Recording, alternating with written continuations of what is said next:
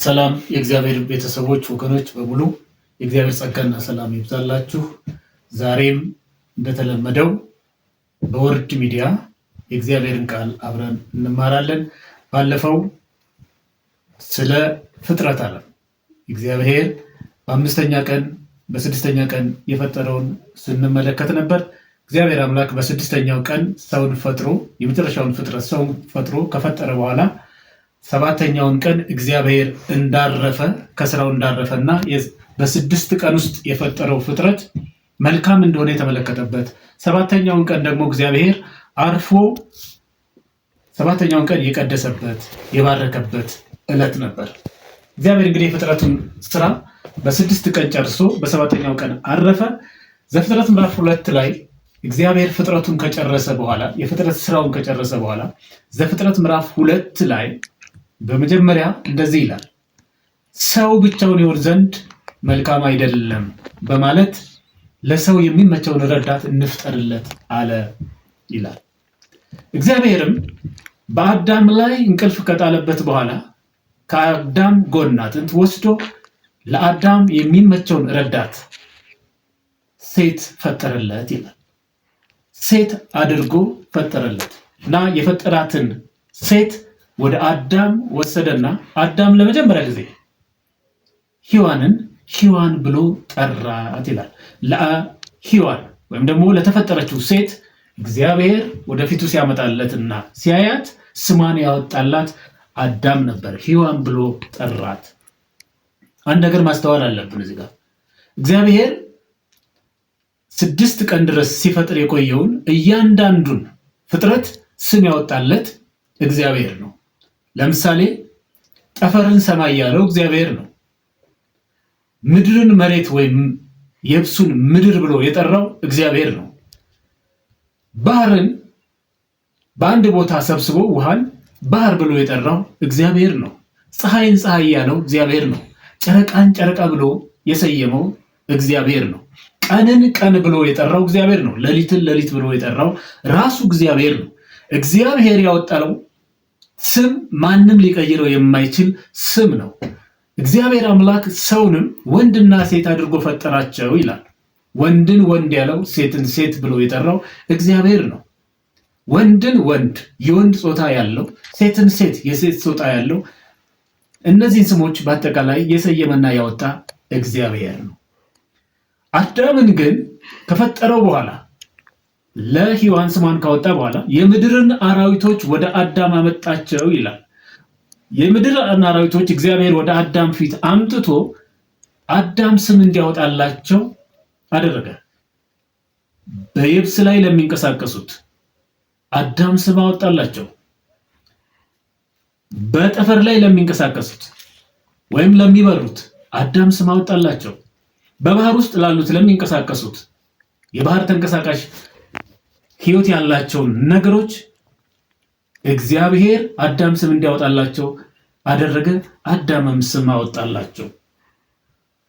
ስለዚህ ለሚንቀሳቀሱ እንስሳት፣ በየብስ ላሉ፣ በአየር ለሚበሩ፣ በባህር ላሉ ስም ያወጣላቸው አዳም ነበር።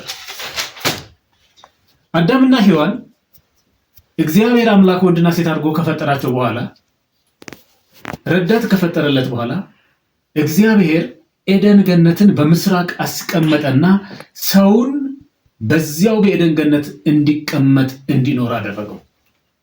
እንግዲህ ከፍጥረት በኋላ ገነትን ፈጥሮ በኤደን ገነት ሰውን ሲያስቀምጠው አንድ ትልቅ ኃላፊነት ለሰው ሰጥቶት ነበር።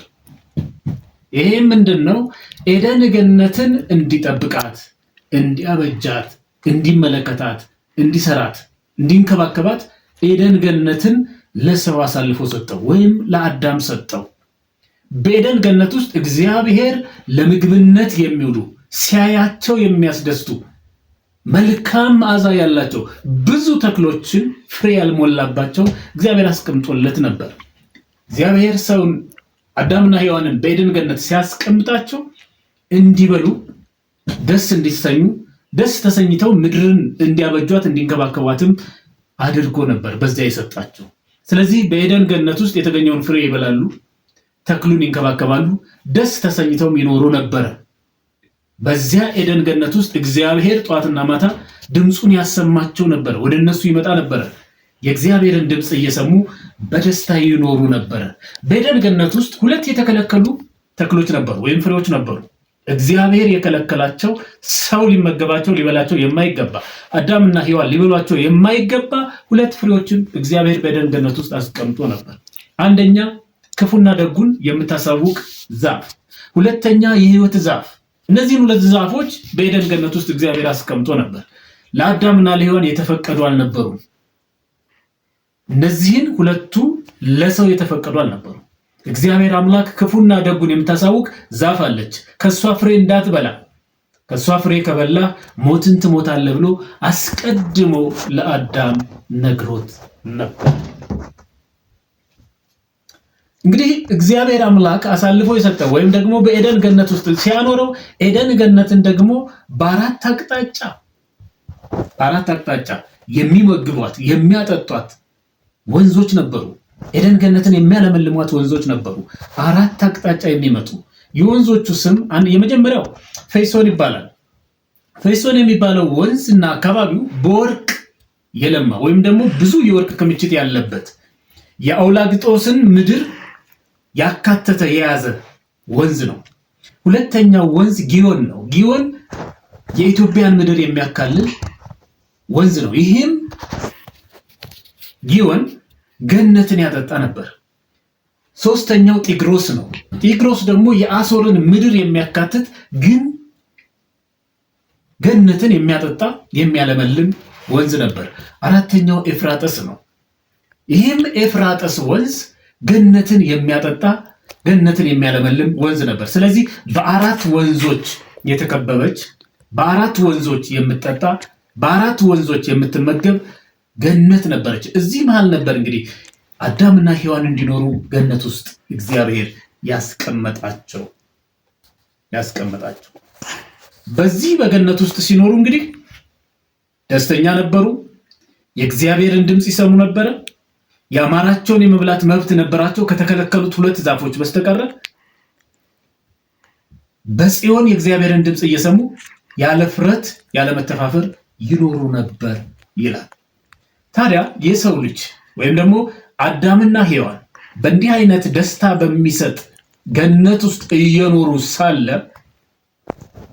በምን ምክንያት ነው ከገነት እንዲወጡ የተደረጉት? ምን ሰርተው ምን አጥፍተው ነው ከዚህ እግዚአብሔር መልካም ውብ ከሆነ ገነት ውስጥ እንዲያወጣቸው የወሰነው የሚለውን እግዚአብሔር ቢፈቅድና ብንኖር ይህን ምክንያት በሚቀጥለው የትምህርት ጊዜያችን እንቀጥላለን። እግዚአብሔር ይባርካችሁ።